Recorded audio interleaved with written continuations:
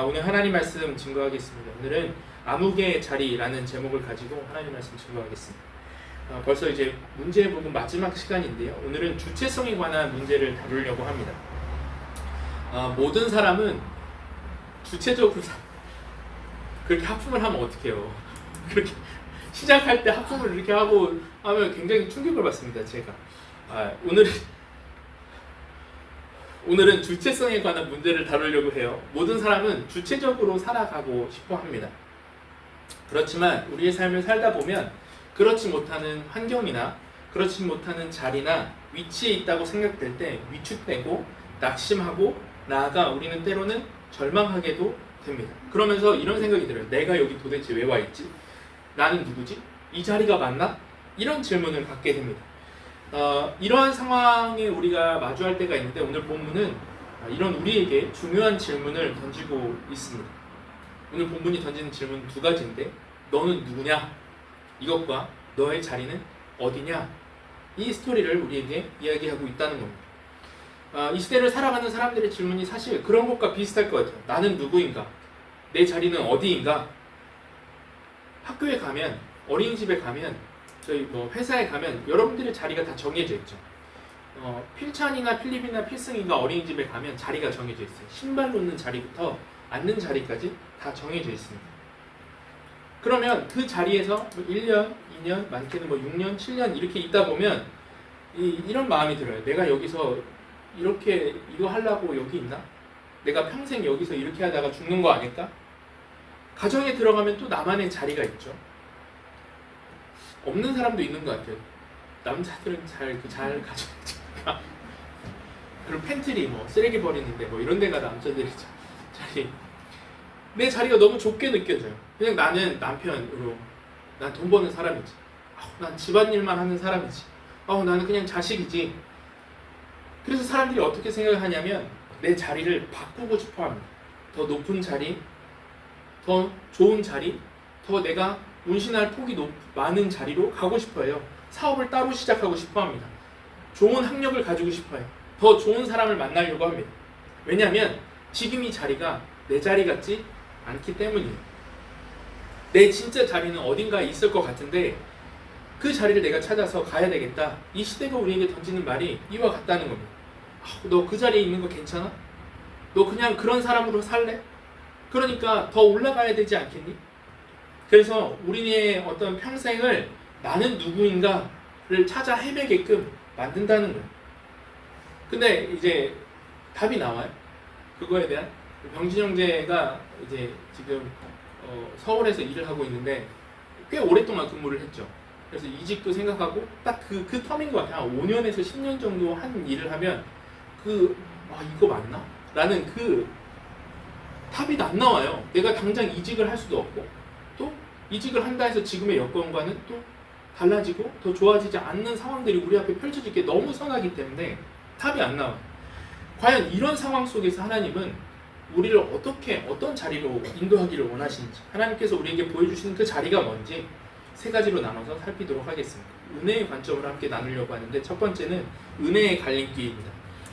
우리가 읽은 본문을 우리가 이제 좀 다시 리마인드 해보면 지난주에 롯과 보아스가 서로의 마음을 확인했습니다. 그렇죠? 그래서 롯이 나랑 결혼해 주십시오 얘기를 했고 보아스가 내가 기업 물을 자가 되어줄게. 그런데 순서가 있어 라고 해서 지금 순서에 대한 이야기들을 하고 거기까지가 우리가 읽었던 거예요. 기업 물을 자에 대해서 여러분 다 기억하시죠? 기업 물을 자가 누구죠? 남편이 죽었을 때 그 사람을 온전히 하나의 원빙으로 하나의 존재로 보고 이 사람을 끌어안는 거, 이 사람의 전 생애를 같이 함께 해주는 거, 그게 구원해주는 역할이 기업 물을 자라고 했습니다. 그런데 어떤 문제가 있었죠? 보아스에게 있었던 문제가 뭐였냐면 1번이 아니라 2번이었다는 거예요. 그래서 1번한테 물어봐야 됐습니다. 근데 이 물어보는 과정에서 한 가지 문제가 있었는데 그게 뭐였냐면 부동산 문제였어요. 땅 문제가 걸려 있었습니다. 나오미한테 땅을 사줘야 됐어요. 이게 무슨 말인지 쉽게 설명을 하면 하나님께서는 이스라엘 백성들에게 각 가문마다 땅을 주셨습니다. 부동산을 줬어요. 토지를 주셨는데 그리고 나서 뭐라고 하나님이 말씀하시냐면 땅은 다 내 거야. 하나님 것이다. 하나님 것이기 때문에 남에게 팔 수 없다. 이렇게 레위기에 말씀을 하셨단 말이에요. 근데 그렇게 우리가 이제 그렇지만 현실적으로 살다 보면 내가 너무 가난하고 지금 당장 먹고 살 게 없고 혹은 내가 외국으로 이민을 간다든지 이렇게 하면 이 땅을 그냥 그렇게 남겨두고 갈 수가 없는 거잖아요. 그래서 그 땅의 소유권, 지상권이라고 하죠. 이 땅을 소유할 권리를 파는 경우가 있었습니다. 그러면 나오미가 모압으로 떠날 때 어떻게 그 땅, 자기 가문에 있는 땅을 어떻게 했을까요? 팔았겠죠. 다른 사람한테 넘기고 갔겠죠. 그러니까 기업물자가 되어 주려면 이 부동산, 나오미가 돈을 받고 팔았던 그 땅을 물러줘야 되는 상황이 되었다는 거예요. 레위기 25장 23절 말씀부터 한번 읽어보겠습니다. 시작. 토지를 연고히 팔 너희 기업에 온 땅에서 그 토지 무르기를 허락할지니 만일 내 형제가 가난하여 그의 기업중에서 팔았으며 그에게 가까운 기업 물자가 와서 그의 형제가 판 것을 물어주시오. 기업 물을 자가 판 것을 다시 물러줘야 된다. 돈을 배상하고 그걸 다시 그 사람에게로 다시 돌아오게끔 해줘야 된다라는 거죠. 그래서 보아스가 오늘 1번 기업 물을 자에게 가서 이야기를 합니다. 혹시 엘리멜렉의 아내인 나오미가 토지를 팔았었는데 이걸 다시 사야 되는데 이거를 물러줄 수 있습니까? 이렇게 물어봤다는 거예요. 그게 오늘 본문의 시작입니다. 3절 4절 같이 한번 읽어보겠습니다. 시작. 보아스가 그 기업 물을 자에게 모압 지방에서 돌아온 나오미가 우리 형제 엘리멜렉의 수지를 하므로 만일 내가 물으려면 물으려니와 만일 내가 물지 아니하려고 그에게 뭐라 하리라. 내가 나라고 그 외에 물을 자가 없느니라. 내가 물리라 하는지라. 이게 오늘 갈등의 시작이라는 거예요. 이 오늘 갈등의 핵심은 무엇인가? 마지막 줄에 딱 밑줄을 치면 된다는 겁니다.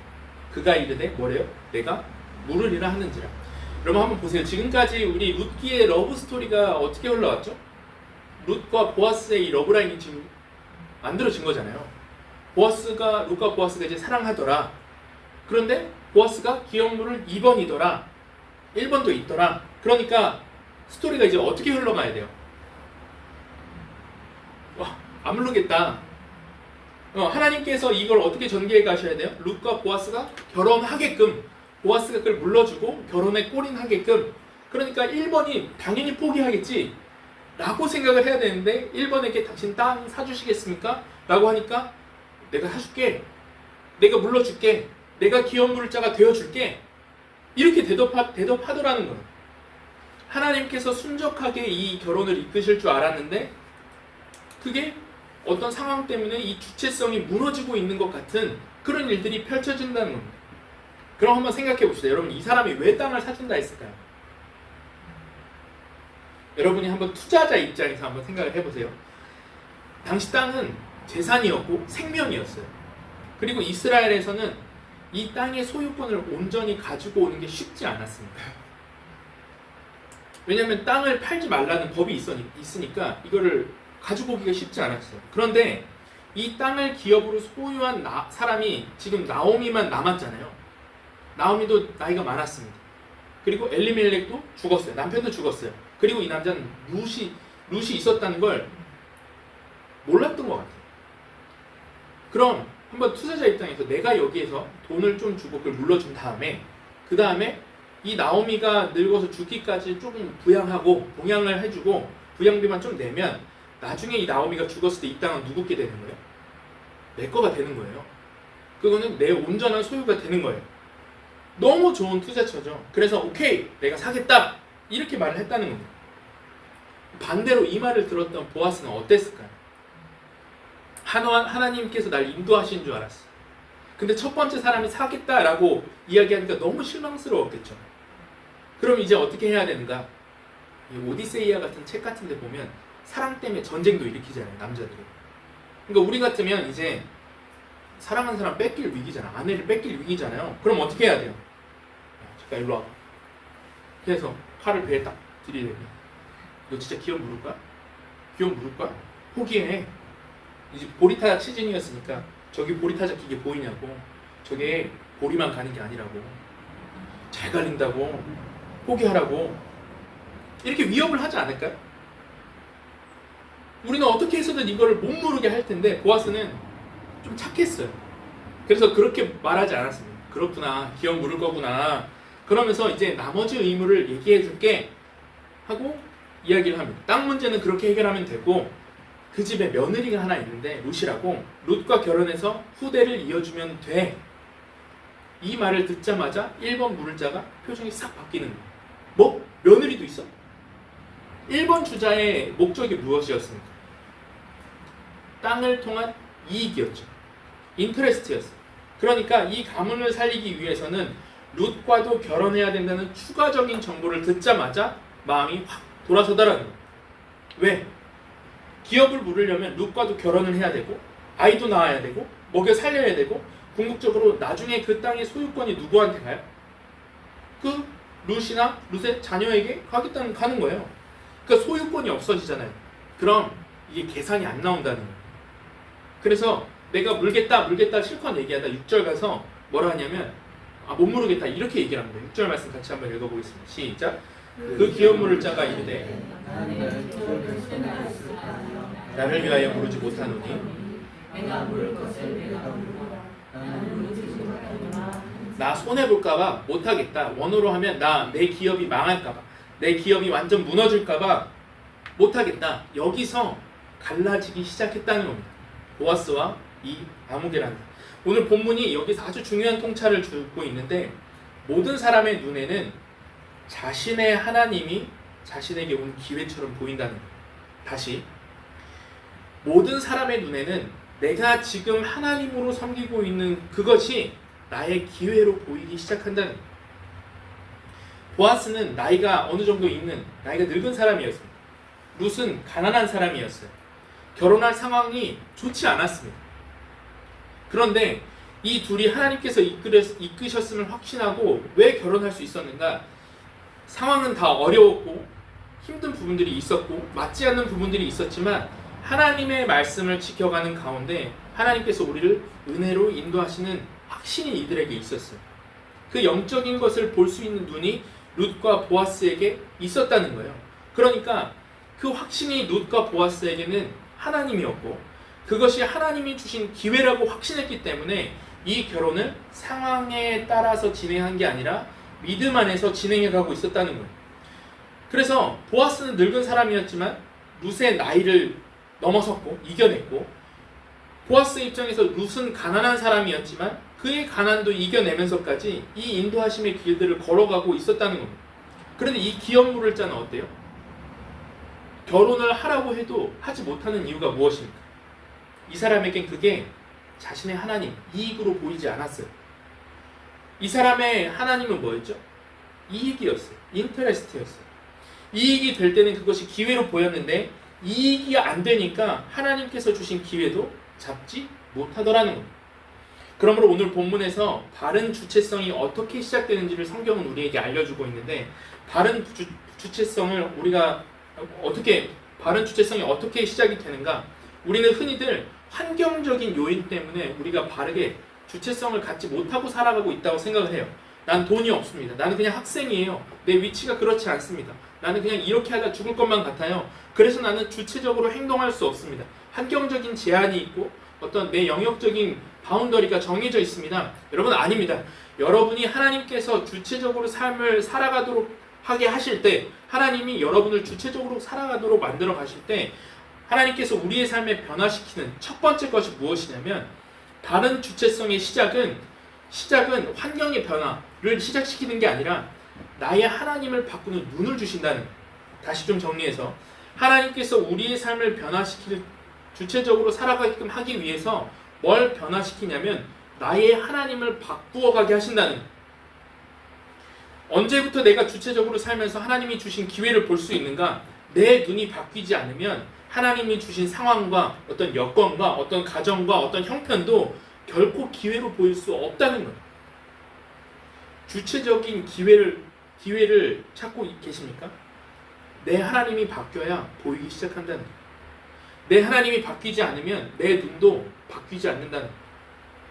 오늘 성경의 시각은 하나님, 제게도 기회를 주십시오. 하나님, 왜 저한테 기회를 주시지 않습니까? 아니에요. 내 인생의 자랑, 내가 자랑하고 사랑하는 것이 하나님이 되고 내가 사모하는 것이 하나님이 되지 않으면 내 눈 자체가 바뀌지 않는다는 거예요. 기회가 보일 수가 없다는 거예요. 보아스는 룻이 영적인 관계로 보였습니다. 영적인 기회로 보였습니다. 룻도 나오미도 보아스가 영적인 기회로 보였다는 거예요.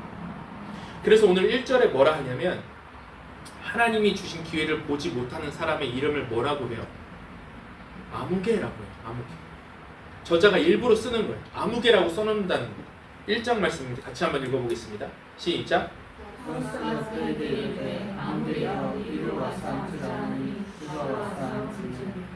여러분 아무개가 무슨 뜻이에요? 도스 오브 원이라는 뜻인 거예요. 여러 명 중에 그냥 아무개 한 사람. 이걸 통해서 성경의 기자는 왜 아무개라고 했을까? 이 사람을 이제 이 사람 이름이 없어진다는 거예요. 이 사람 눈먼 자라는 뜻입니다. 왜? 하나님 안에 있으니 하나님께서 주신 상황도 기회로 보이지 않았다라는 거죠. 그래서 오늘 성경은 룻기는 처음부터 일관되게 뭘 보여주고 있냐면 갈림길을 보여주고 있습니다. 처음부터 갈림길이었고 마지막도 갈림길에 선다는 거예요. 이걸 인클루지어라고 하는데 이 문학작품에서 쓰이는 기법이에요. 이게 얼마나 훌륭한 문학작품이냐면 1장에 어떤 갈림길이 있었죠? 룻과 오르바가 갈라졌죠. 오르바는 시어머니를 모시는 이 길에서 자신의 모압 땅으로 돌아가요. 근데 이 사람을 나쁘다고 이야기하지 않는다는 거예요. 윤리적인 판단이었고 계산적으로 너무 지혜롭고 현명한 판단이었다는 거예요. 근데 이 갈림길에서 뭐가 갈라져요? 이게 영적인 판단이었는가가 갈라진다는 거예요. 우리 이야기 나눴잖아요. 영적인 하나님이 주시는 어떤 판단 때문에 영적인 판단 때문에 갈라졌어요. 근데 4장에서 누구와 누가 갈라지고 있습니까? 또 보아스와 아무개가 갈라지고 있다는 거예요. 어떤 판단입니까? 이익이 안 되니까 안 사는 거 당연한 거라는 거예요. 성경이 그걸 비난하지 않습니다. 그러나 그 이름을 뭐라고 적어 놓는다고요? 아무개로 적어 놓는다는 거예요. 무슨 뜻입니까? 세상의 기준으로는 절대 판단할 수 없는 믿는 자에게 준 하나님만의 영적인 선택의 순간이 있다는 거예요. 하나님께서 주시는 영적 판단 때문에 삶의 명운이 갈리게 되는 영적인 세계가 있다는 걸 성경은 계속 이야기하고 있다는 겁니다. 우리도 마찬가지예요. 오늘 세상적인 시간으로 볼 때 이거는 괜찮은 투자처가 아니에요. 현실적으로 환경이 좋지 않아요. 그렇기 때문에 이건 선택하지 않는 게 맞습니다. 아니라는 거예요. 우리는 한 가지 눈을 더 가지고 있어야 된다는 거예요. 하나님이 주시는 이 기회입니다. 이 세상이 보여주는 그 시각을 뛰어넘어서 할 수 있는 영적인 판단, 기도의 자리가 있느냐는. 이렇게 하면 너무 무거우니까 제가 신학생 때 있었던 얘기를 하나 해드릴게요. 제가 신학생 때 목회랑 설교를 굉장히 많이 고민을 많이 했어요. 굉장히 방황을 했었던 시기였는데 신학생들이 방황하면 뭐 할 것 같아요?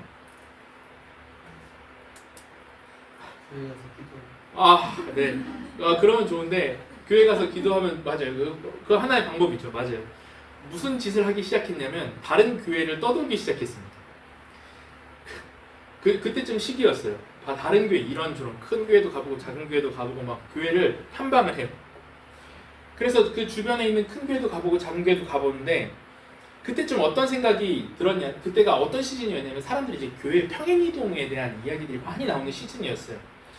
그 교회를 큰 교회를 어떻게 가게 됐는데 한 2-3천 명이 모이는 그런 큰 교회는 아니죠. 2-3천 명 한 중대형 교회 정도 되는 교회였어요.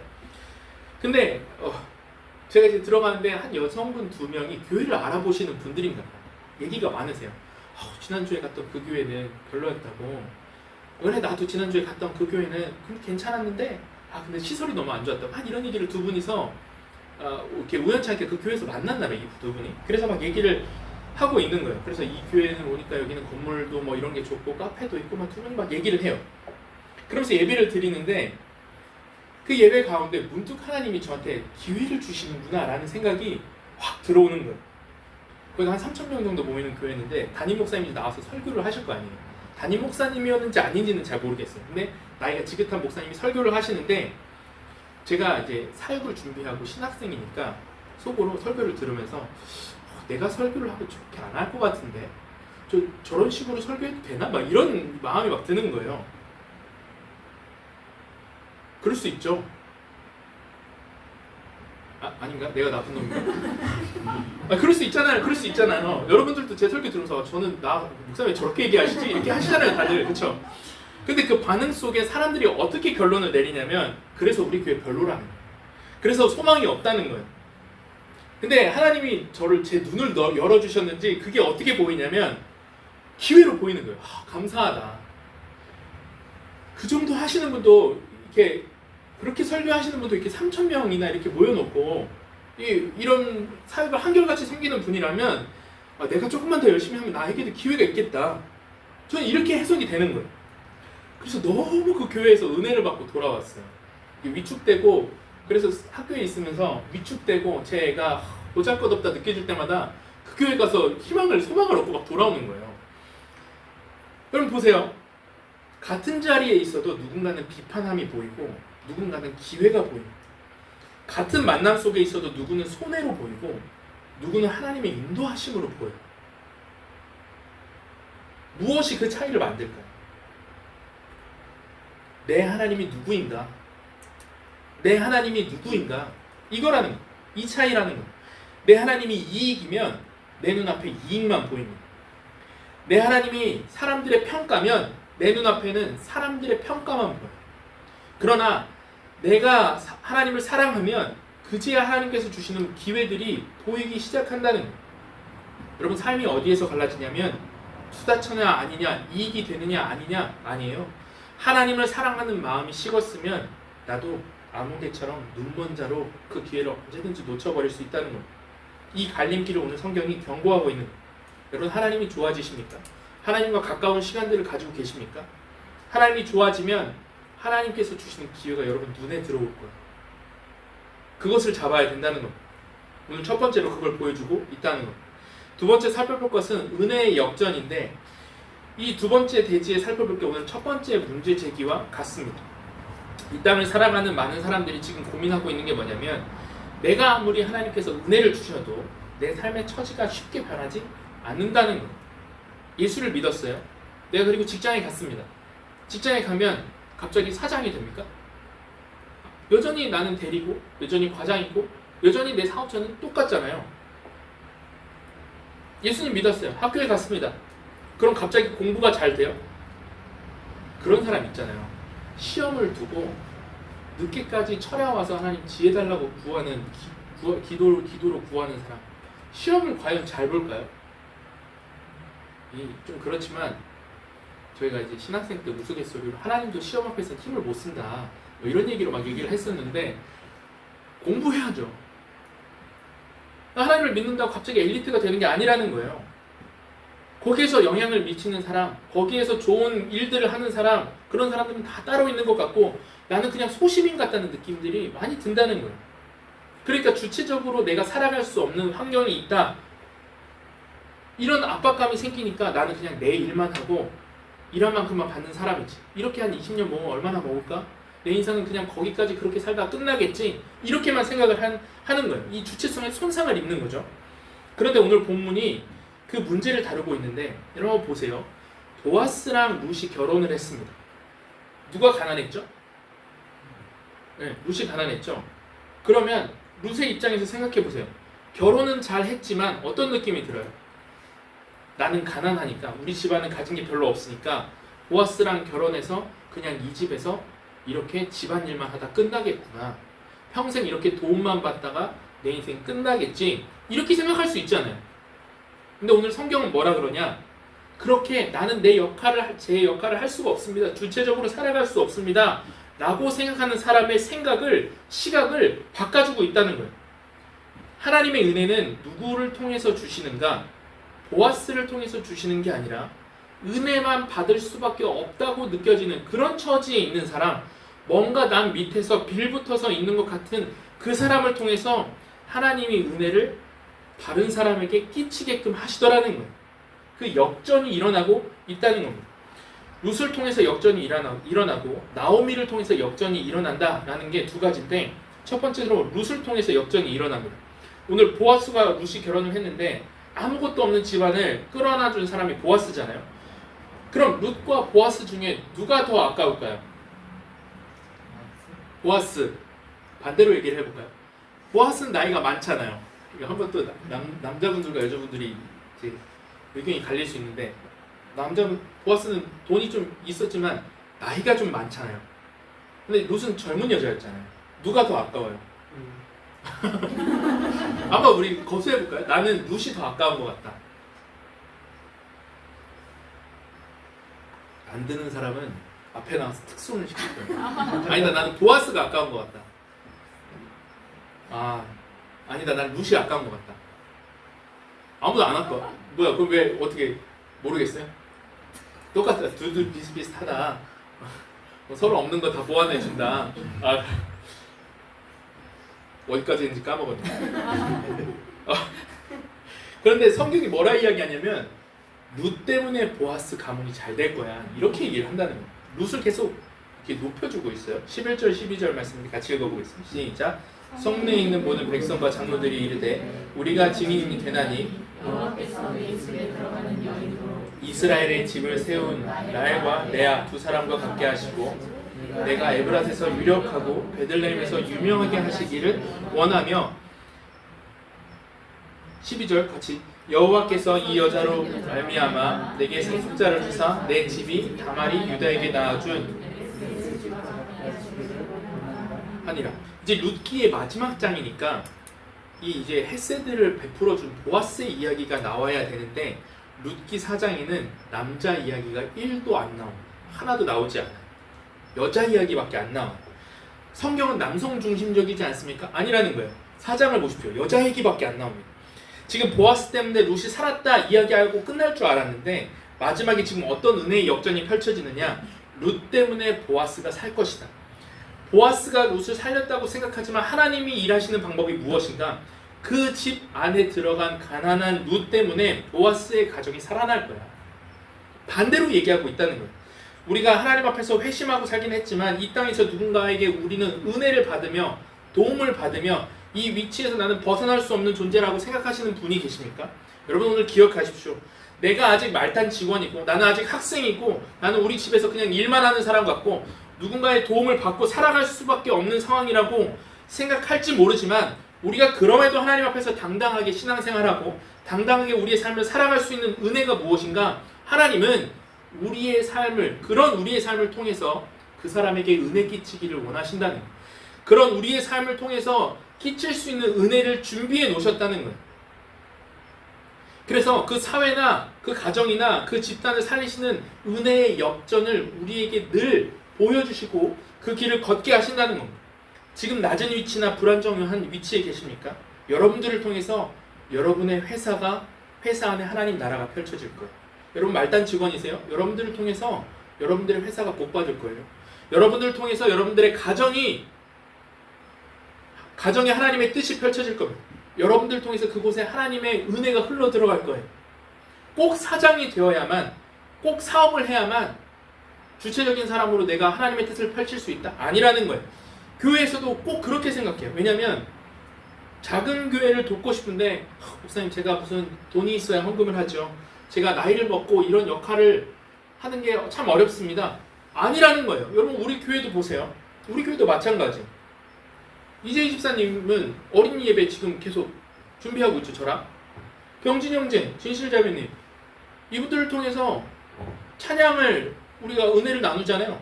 노경진 집사님 저희 가정을 얼마나 살뜰하게 챙겨주시는지 몰라요. 저희가 아이들 때문에 주중에 굉장히 바쁘거든요. 식사할 때 너무 바쁘고 분주한데 노경진 집사님 엄청 시크하게 연락하세요. 목사님 나오세요. 네, 집사님 나가면 아이들이랑 먹을 수 있는 식사나 이런 것들을 얼마나 많이 이렇게 가져다 주신지 몰라요. 김광철 집사님도 우리 교회 수리하고 홍성남 집사님도 이 교회 물품이나 이런 것들 너무 여러분 제가 좀 그렇지만 교회에서 제가 여러분들에게 혹은 교회에서 어떤 설교로 은혜를 끼친 게 아니라 제가 여러분들을 통해서 은혜를 받아요. 제가 여러분들을 통해서 사역의 의미를 찾아요. 하나님의 은혜는 누구를 통해서 오느냐? 룻과 같은 사람, 약자인 것 같이 은혜를 받는 사람 같이 그렇게 보이는 사람을 통해서 하나님이 오히려 은혜를 주시는 사람으로 세워가신다는 거예요. 그러므로 여러분 언제나 출근할 때마다, 가정에 있을 때마다 하나님께서 누구를 통해, 여러분 기억하십시오. 하나님께서 누구를 통해 은혜를 주시는가? 나를 통해 주신다는 거예요. 여러분들을 통해 은혜를 주세요. 여러분들이 은혜의 통로라는 거예요. 여러분들의 위치와 상관없이. 그럼 이렇게만 설교를 하면 자꾸 빌런들이, 교회 안에서 빌런들이 발생을 하는데, 그럼 목사님, 하나님이 은혜를 통해서 주신다고만 생각하면 됩니까? 그렇게만 살면 됩니까? 이렇게만 생각하는 빌런들이 있어요. 그럼 어떤 일이 벌어지냐면, 직장에서도 보면 자기가 신앙이 있대. 신앙이 너무 좋아요. 아침마다 와서 이분은 성경책 읽고 큐티예요. 일찍 와서. 그런데 일은 하나도 못해. 늘 뭔가 구멍이 나 있고 업무도 잘 몰라. 근데 그렇게 아침마다 와서 업무 볼 생각은 안 하고 큐티만 해요. 하나님께서 날 쓰실 거라고. 말로는 다 맞는 말인데 막 그런 사람들 보면 마음에서 막 한숨이 나오지 않습니까? 옆에 막 큐티는 열심히 하는데 동료가 야근한다고 하면 도와주지도 않고, 예배 가야 돼 하고 일찍 가. 후배가 헤매고 있는데도 안 도와줘요. 은혜 받기만 기다리고 있는 사람들 있잖아요. 이런 사람들을 보면 사람들이, 안 믿는 사람들이 뭐라 얘기해요? 저게 교회 다니는 사람이야? 교회 다니는 사람 다 저래? 이렇게 말한다는 거예요. 그러니까 나는 하나님이 은혜 주실 자라고 믿기만 하면 됩니까? 아니라는 거예요. 오늘 도움을 받기만 하는 것 같은 룻이 하나님 앞에서 계속 지속해서 해왔던 행위가 있습니다. 그게 무엇인가? 하나님께서 내게 주실 은혜가 있다. 그러나 룻은 하나님께서 나를 통해 베푸실 은혜가 있다라는 걸 깨달았다는 거예요. 룻이 어떤 사람이었냐면, 은혜 베푸는 것을 기억하고 늘 그 은혜를 베푸는 사람이었다는 거예요. 그러니까 오늘 룻이 결혼해야지 하고 마무리한 게 아니라 룻의 삶에 계속 비춰지는 사랑이라는 부분들이 오늘 성경에서 보여지고 있는데, 그게 뭐냐면 룻이 누구를 사랑했을까요?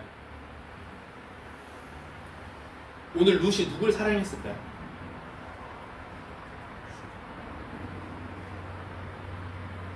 뭐 몇 명 없잖아요. 룻기에 등장하는 사람 몇 명 없잖아요. 난 절대 틀리지 않으리라. 누굴 사랑했냐면 룻이 시어머니를 사랑했습니다. 15절 말씀 같이 읽어보겠습니다. 시작. 이는 내 생명의 회복자이며 내 눈연의 봉양자라. 곧 너를 사랑하며 일곱 아들보다 내 며느리를 낳은 자로다 하니라. 내 노년의 봉양자, 너를 사랑한다. 누가 너를 사랑한다는 거예요? 룻이 나오미 너를 사랑한다는 거예요.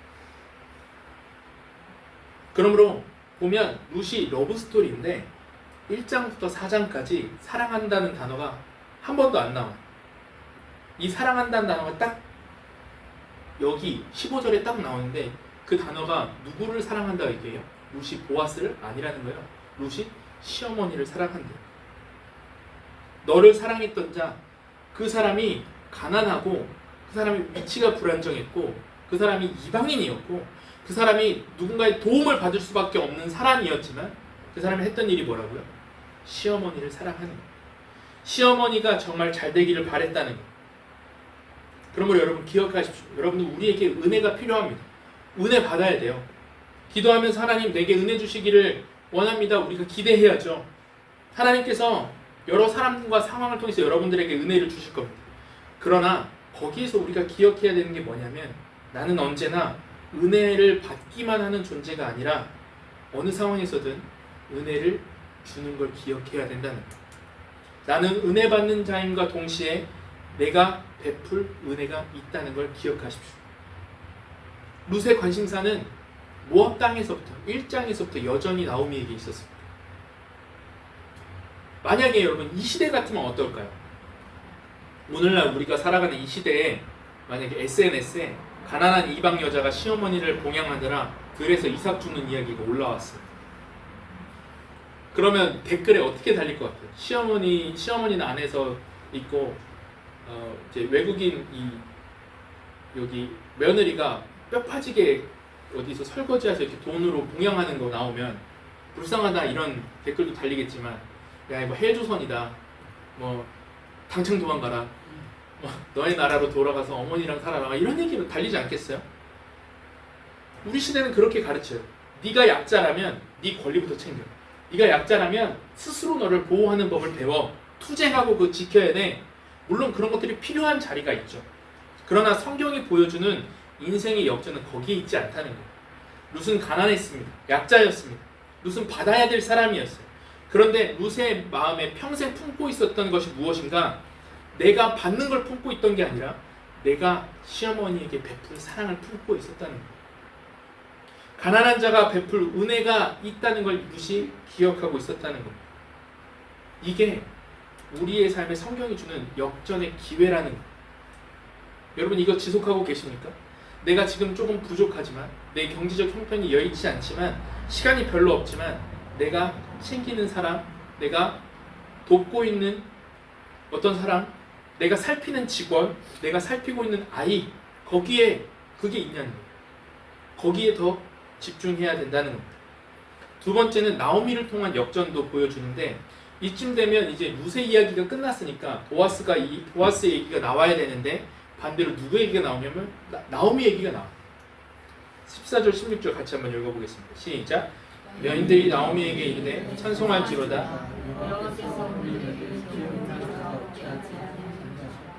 이 아이의 이름이 이스라엘 중에 유명하게 되기를 원하노라. 나오미가 아기를 받아 품에 품고 그의 양육자가 나오미는 이제 다 나이가 늙은 사람이었죠. 그러니까 우리 처지도 그런 거예요. 아까 그런 처지들이 많이 있다 얘기를 했는데 늙어서 남에게 보호나 받고 내가 자녀들한테 이제 봉양을 받아야 되는 나는 그런 사람이다. 내 삶이 그렇게 살다 끝나겠지 아니라는 거예요. 은혜를 통해서 은혜는 누구에게 부어지는가? 16절에 맨 마지막에 뭐라 돼 있어요? 나오미가 아기를 받아 품에 안고 그의 양육자가 됐대요.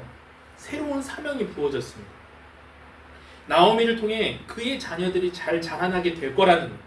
나오미가 은혜 받는 사람이 아니라 은혜 베푸는 자가 되었다는 거예요. 여러분들의 삶에 은혜 베푸는 자로 하나님이 세워가실 겁니다. 여러분 이런 거예요. 오늘 우리 교회에 지금 여기 계시지 않는데 저희 맨 뒷자리에 앉는 나이가 좀 있는 여자분 계시죠. 이분이 누구냐면 저희 아이들을 돌보는 돌보미 선생님이세요. 그래서 이제 저희가 나라에서 이렇게 해갖고 연계해서 저희 교회로 아이들이 많아서 아이들을 돌보기에 오시는 분이시거든요. 그래서 토요일 주일날 오셔서 저희가 아이들을 돌봐주세요. 그런데 제가 세상적인 사람이면 이렇게 얘기할 수 있겠죠. 저희도 어느 정도 일정 부분 금액을 내니까 돈 내고 사람 쓰는 거지. 이렇게 볼 수 있는 거잖아요. 그렇죠? 근데 아니라는 거예요. 저 선생님을 만나면서 저희가 뭘 봤냐면 저랑 저희 아내가 오히려 은혜를 받습니다. 제가 예배를 준비하고 아내가 식사를 준비하면서 주일날 아이를 돌보기가 쉽지 않아요. 목회를 하면서 깨닫는 게 뭐냐면 내가 할 수 있는 게 거의 없어요. 그냥 말씀 준비하는 것밖에 없어요. 찬양도 그래요. 찬양도 얼마나 감사한지 몰라요. 병준 형 제가 주중에 계속 찬양을 고민하고 찬양 올려주고 은혜 받는 자 같죠? 아니요. 은혜를 주는 자예요. 그 사람. 내가 도움을 주고 있다고 생각하지만 아니에요. 그 사람이 나에게 도움을 주고 있는 거예요. 오히려 내가 은혜를 받고 있다는 겁니다. 그래서 오늘 이 본문을 통해서 보여주는 게 무엇인가? 우리 나오미를 내가 섬겨야지 룻이 그렇게 생각하고 있었지만 오히려 룻이 은혜 받는 자가 되었어. 나오미가 아이를 품에 안고 그의 양육자가 된 순간부터 나오미가 은혜를 주는 사람이 됐다는 거예요.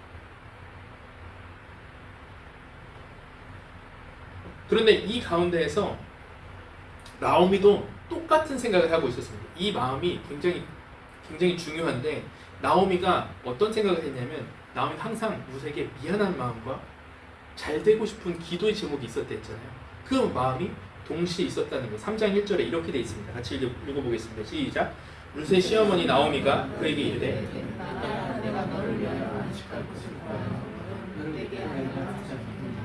이 두 사람의 마음 안에 꽉 차있던 게 무엇입니까? 네가 은혜 받기를, 당신이 더 잘 되기를, 나를 통해서 네가 은혜 얻기를. 지금 룻기 안에서 쭉 보여주는 게 뭐냐면 은혜 안에 있는 사람들이 살아가는 세계가 무엇인가를 보여주고 있는 거예요.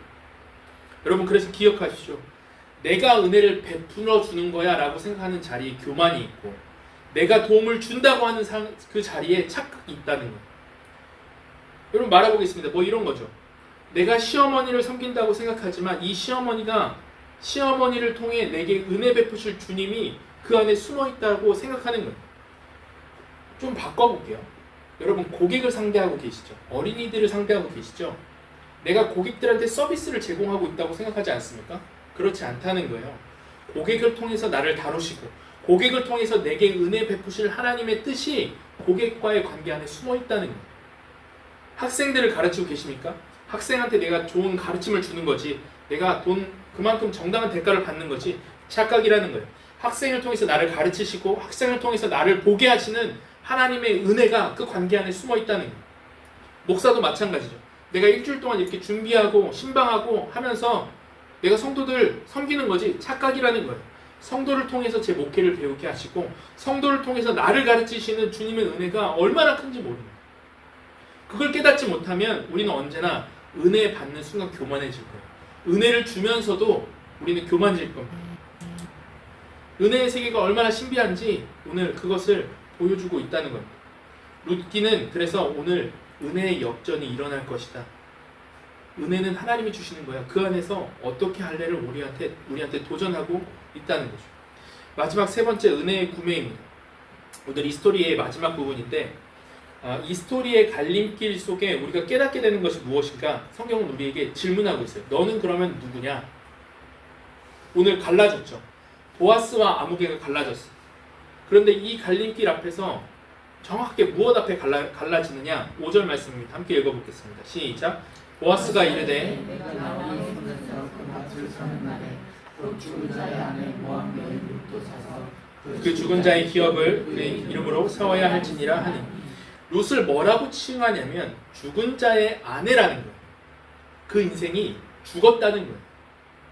그러니까 네가 기업물을 자라서 이 사람과 결혼한다라는 게 어떤 의미냐면 너가 죽음을 사는 거야. 죽었던 사람을 사서 살리는 일이야. 이런 뜻이라는 겁니다. 보아스는 단지 결혼한 게 아니었어. 룻과 결혼한다는 건 죽은 인생을 산다는 의미였다는 거예요. 그 갈림길 앞에서 갈라졌다는 거예요. 보아스는 죽을 인생을 샀고 아무개는 이익이 되지 않아 버렸습니다. 여러분 한번 생각해 보십시오. 그래서 아무개는 분명 재산을 지켰을 거예요. 반주를 좀 해주시면 감사하겠습니다. 아무개는 리스크 관리를 잘했습니다. 하나님이 아무개를 망하게 하셨더라 그런 얘기가 나와요? 안 나와요.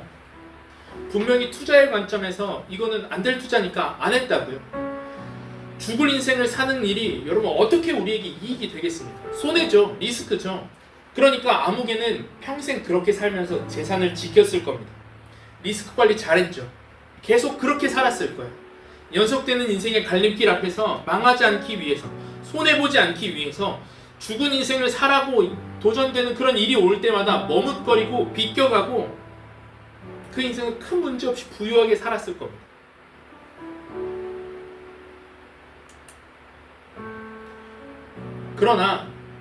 그러나 이 이야기 속에 우리는 무엇입니까? 우리가 이 글을 읽고 그래 아무개는 그렇게 살았어? 우리의 삶에 적용했을 때 그럼 나는 보아스인가? 아무개인가? 우린 보아스라고 생각했어. 그러니까 은혜 주셔야지. 아니에요. 우리야말로 그런 아무개처럼 살고 있었다는 거예요. 내 인생 가운데 하나님이 너 은혜 좀 베풀어주면 안 되겠니? 죽을 인생을 사주면 안 되겠니? 이거 너한테 기회인데 이 길을 가보지 않겠니? 할 때마다 머뭇거렸어. 무너진 부모를 끝까지 책임져야 할 때 하나님 제가 왜 이런 것까지 떠안아야 돼? 가망이 없어 보이는 그 자녀, 그 고객, 그 사람 바라볼 때 하나님 이거 안 될 투자입니다. 계산이 안 나옵니다. 그 실패한 친구 인생이 함께 무너져가는 것을 보면서 하나님 제가 그걸 어떻게 책임집니까? 이거 손해입니다. 회복이 불가능해 보이는 관계들을 다시 책임져야 할 때 하나님 그거 이미 끝났는데요. 제 일 아닙니다. 이렇게 살아왔던 사람이 나였다는 거예요. 우리는 늘 하나님이 주시는 일이 못마땅했고요. 이익에 따라서 그 상황들을 판단했고요. 죽은 자를 사는 일 앞에서 늘 아무개처럼 머뭇거렸다는 겁니다. 그럼 성경은 그래? 그럼 잘 가. 너 인생 끝나는 거지. 이렇게 얘기하고 끝나는가? 아니라는 거예요. 여기서 한 발 더 들어가야 됩니다. 내가 이 암흑했던 사실이 무엇을 증명하냐면 내가 이미 죽은 자라는 걸 증명한다는 거예요. 하나님께서 죽은 인생을 살라고 부르실 때마다 머뭇거리고 도망쳤던 것은 내가 멀쩡히 살아있어서가 아니라 이미 영적으로 죽었다는 표시라는 거예요. 살아있는 사람만이 죽은 자를 살 수 있는데 내가 사지 못했다고 하는 것은 내가 살아있지 않았다는 뜻이라고요. 그러니까 오늘 성경에서는 아주 중요한 역전이 일어납니다. 그러니까 내가 아무개라는 고백은 동시에 성경이 나를 무엇으로 보냐면 룻과 같은 사람으로 본다는 거예요. 누군가 사주셔야만 살 수 있는 인생으로 성경은 우리를 다시 대하기 시작합니다. 성경이 이야기하는 게 뭐냐면 너 머뭇거리다 아무개처럼 망할 거야 아니라는 거예요. 이 마지막 구절에서 하나님이 새로운 시각, 새로운 소망을 주시는데 4장 마지막 구절이 이렇게 끝납니다. 같이 한번 읽어보겠습니다. 시작. 그의 이웃 여인들이 그에게 이름을 지어주되 나오미에게 아들이 태어났다 하여 그의 이름을 오벳이라 하였는데 그는 다윗의 아버지 이새의 아버지였더라. 쭉쭉쭉 나오다가 오벳은 이새를 낳고 이새는 다윗을 낳았다. 다윗의 이야기로 마무리합니다. 목사님 그게 무슨 소리예요? 이걸 이 사람들은 읽는 순간 이게 나 같은 아무개와 같은 나의 삶에 연결되는구나를 그 당시 사람들은 딱 알았어요. 다윗이 누굽니까? 이스라엘을 회복한 사람이었잖아요. 이스라엘을 다시금 세워갈 수 있게끔 이 망한 이스라엘의 인생을 다시금 세워갈 수 있게끔 그 가문 안에서 하나님이 다윗을 준비하고 계셨거든요. 하나님이 아무개를 버린 줄 알았어요.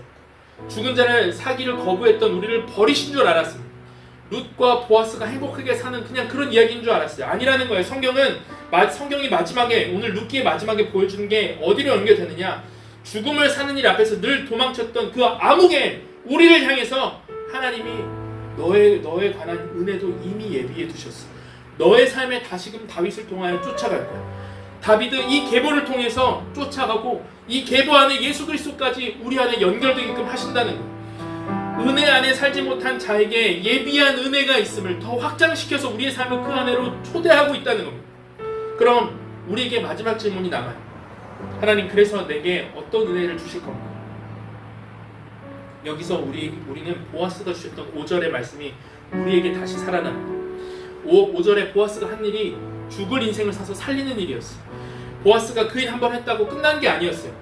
그것을 통해서 계보가 흐르고 그것을 통해서 죽은 자가 계속 살아나는 일들, 그것이 예수 그리스도까지 흘러서 결국 죽은 자를 살리는 일이 십자가에서 완성됐다는 겁니다. 그러니까 보아스가 룻에게 한 일이 무엇이었냐? 예수님이 나에게 하신 일과 같다는 거예요. 나도 룻과 같이 똑같다는 겁니다. 하나님을 떠나서 내가 바라는 남편이나 내가 바라는 어떤 그 형편을 따라서 살다가 리스크 관리하다 죽을 존재였어. 그러나 예수께서 나를 다시금 살리기 위해서 그분의 인생을 비워내시고 당신의 생명을 주시고 내 생명을 구매하셔서 내 인생을 새롭게 해주셨다는 것이 십자가의 은혜고, 그게 나에게 부어진 은혜라면 우리는 다시 알 수 있습니다. 하나님께서 도대체 내 일상에 주신 은혜가 무엇인가 그렇게 고민될 때마다 하나님께서는 내 죽을 은혜, 죽은 인생을 구매하셔서 살리시는 은혜시구나.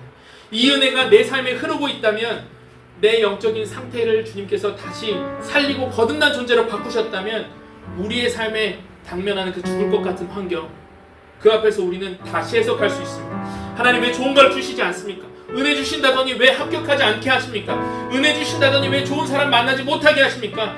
이런 식으로 해석해 왔는데 내 삶이 이제 다시 보겠다. 하나님께서 내게 죽을 것 같은 상황을 주시는 것은, 그걸 처하게 하시는 것은 내가 잘못해서 나를 죽이려고 하시는 것이 아니라, 정말 그대로 나를 심판해서 망가뜨리려고 하시는 것이 아니라, 이미 죽었던 존재인 나를 은혜로 구매하셔서 내게 영생을 주신 분이 내 안에 계시다면 내 인생에 죽을 것 같은 상황 속에서 내가 기대하리라. 내 삶을 통해서 그 상황 가운데, 그 어두워지는 세상 가운데 하나님의 나라가 세워지게끔 하시기를, 그 어두운 가운데 나를 통하여서 하나님의 뜻이 세워질 수 있게끔 하시기를, 나의 삶을 통하여서 은혜 받은 사람들의 삶이 우리의 일터에, 우리의 이 각박해지는 세상 가운데에서 하나님이 그거 세우기를 원하신다는 것입니다. 그래서 여러분, 고난 가운데 계십니까? 여러분, 은혜가 없는 상황 가운데 있다고, 나는 그래서 주체적으로 살 수 없다고 느껴지는 그 순간이 있습니까? 여러분, 그 가운데 담대하십시오. 그 가운데 우리 안에 품고 있는 하나님의 은혜를 기억하십시오. 여러분들을 통해서 여러분들의 그 삶의 자리 가운데, 그 일터 가운데 하나님 나라가 펼쳐질 것입니다. 나는 그냥 병원에 있는 환자자 아닙니다. 여러분들이 그 가운데 있는 그 자리에서 여러분들을 통해 다른 사람이 은혜 받을 거예요. 여러분들을 통해 다른 사람이 회복될 겁니다. 여러분들을 통해 그 의미 없다 살아가는 그 30대, 40대 그 직원들이 다시금 희망을 품고 다시금 회복되고, 그들이 여러분들을 통해 하나님을 만날 거예요. 그래서 바울이 뭐라고 우리에게 도전을 하냐면, 이 은혜를 알고 있는 바울이 이렇게 도전을 합니다. 고린도후서 4장 7절부터 같이 한번 읽어보고 마치겠습니다. 시작. 우리가 이 보배를 우리에게 있지 아니함을 알게 하려 함이라. 우리가 사방으로 우겨쌈을 당하여도 쌓이지 아니하며, 답답한 일을 당하여도 낙심하지 아니하며, 박해를 받아도 버림받지 아니하며, 거꾸로 뜨림을 당하여도 망하지, 계속 고난을 받아요. 그런데 그 다음에 뭐라 이야기하냐면, 우리가 항상 예수의 죽음을 몸에 짊어짐은 예수의 생명이 또한 우리 몸에 나타나게 하려 합니다. 우리가 살아있는 자가 항상 예수를 위하여 죽음에 넘겨짐은 예수의 생명이 또한 우리 죽을 육체에 나타나게 하려 함이라. 여러분들, 하나님이 여러분들의 가정에 꿈이 있으십니다. 하나님들이 여러분들을 통해서 여러분들의 그 일터에 꿈을 가지고 계세요. 그래서 이 죽음과 같은 상황이 눈에 보일 때 하나님께서 주실 이 기회와 그 일들을 여러분 소망하십시오. 룻을 통해 보아스의 가정이 회복된 것처럼 여러분들을 통해 그 일들이 여러분들의 삶, 여러분들의 일터, 여러분들의 그 자녀애들까지 흘러갈 겁니다. 그래서 죽음을 사셔서 생명을 주신 그분의 안에 거함으로 말미암아 죽을 것 같은 상황을 살리시는 그 은혜를 경험하는 저와 여러분 되기를 주님의 이름으로 축원합니다. 다 함께 자리에 일어나셔서 나의 한숨을 바꾸시는 함께 찬양하고 기도하겠습니다.